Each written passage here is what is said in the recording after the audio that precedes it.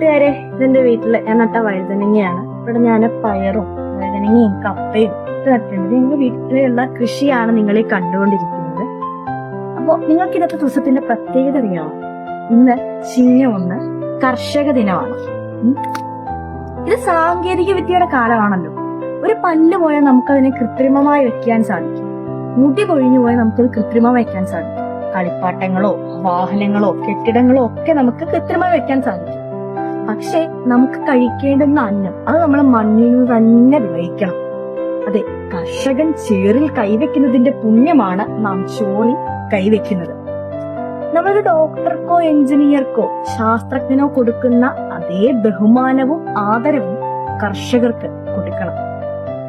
അതെ, ഈ ദിവസത്തിൽ എല്ലാ കർഷകർക്കും നമ്മുടെ ഹൃദയത്തിൽ നിന്ന് തന്നെ നമുക്കൊരു ബിഗ് സല്യൂട്ട് നൽകാം. എല്ലാ കർഷകർക്കും കർഷക ദിന ആശംസകൾ നേരുന്നു.